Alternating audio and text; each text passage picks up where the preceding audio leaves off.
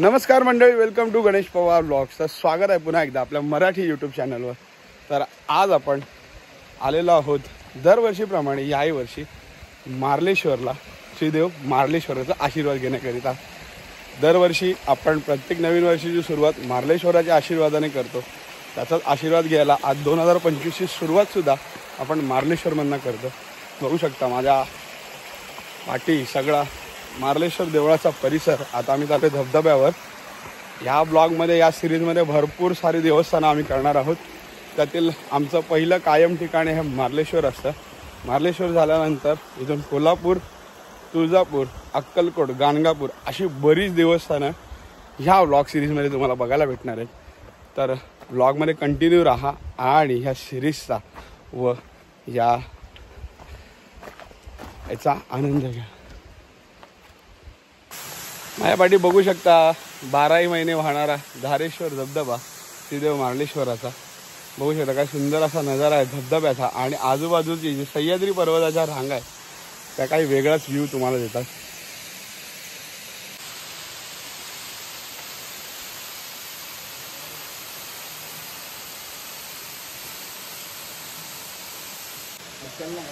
तर सालाबादप्रमाणे ह्याही वर्षी आपली धबधब्याखाली आंघोळ पार पडलेली आहे. आता आपण जात आहोत श्रीदेव मार्लेश्वराच्या मंदिराकडे. बाजूला बघू शकता हा सगळा दगडी परिसर आणि धबधबा. सुंदर असा परिसर, थंडीचं वातावरण आहे. आता दरवर्षी इथे मकर संक्रांतीला या इथे यात्रा असते. ती ह्याही वर्षी 14 तारखेला आहे यात्रा. तर तेव्हा पॉसिबल नाही होणार कारण मिडवीक आहे, त्यामुळे ती तेव्हा येणं पॉसिबल होणार नाही. त्याच्यामुळे त्याच्या आधी किंवा आम्ही नंतर यायचा तरी प्रयत्न करतो. पण दरवर्षी मार्लेश्वर हे आपलं फिक्स ठिकाण आहे आणि तिथे आपण येतो. त्याचप्रमाणे म्हणून आपण आलेलो आहोत. चला आता आपण देवळात जाऊया आणि इथून पुढे निघायचं आहे आपल्याला. त्याच्यामुळे थोडंसं फटाफट आम्ही करतो यावर्षी दर्शन. त्यामुळे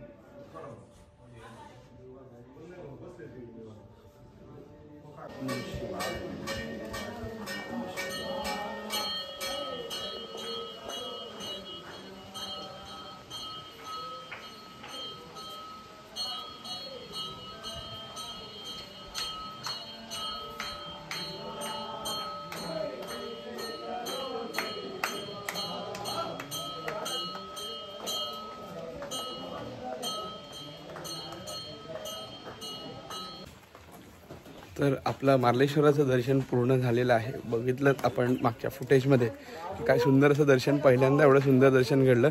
कारण अजिबात गर्दी नव्हती, कारण आम्ही यात्रेच्या भरपूर आधी आलो आहोत. त्याच्यामुळे गर्दी अजिबात नव्हती. आणि मनसोक्त मंदिरात 10 ते 15 मिनटं आतमध्ये गाभाऱ्यामध्ये बसून शांतीने पूजा विधी बघता आली आणि पूजा चालूच होती आणि आम्ही आलो होतो. तर आता बोलूया आपण पुढच्या भागाकडे. आता आपण निघालेलो आहोत कोल्हापूरला. कोल्हापूर, तुळजापूर, अक्कलकोट, गाणगापूर अशी देवस्थान आपल्या ह्या व्लॉगमध्ये बघायला भेटणार आहेत. चला आता आपण वळूया कोल्हापूरकडे. मध्ये नाश्त्याला कुठेतरी थांबू, नाश्ता करू आणि मग कोल्हापूरकडे जाऊया.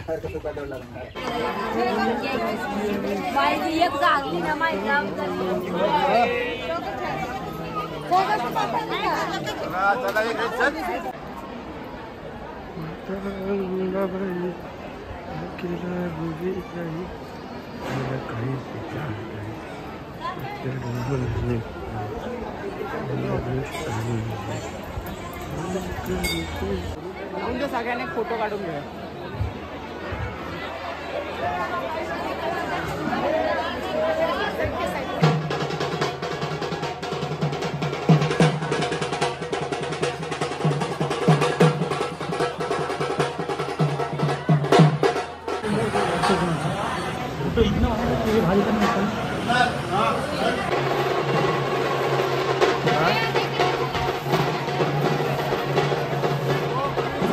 गाडीवाले काका नाही आहेत, स्टॉलच नाही.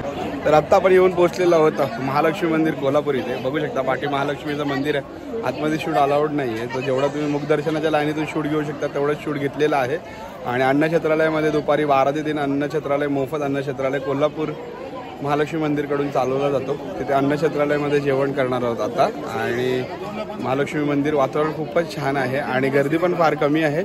सध्या वीकडेज असल्यामुळे गर्दी कमी आहे, वीकेंडला गर्दी भरपूर भेटेल. तर चला आता आपण वळूया. आपल्याला जायचं सोलापूरला. सोलापूरची 3 वाजताची ट्रेन आहे कोल्हापूर स्टेशनवरून. तर आपण निघूया आणि जाऊया.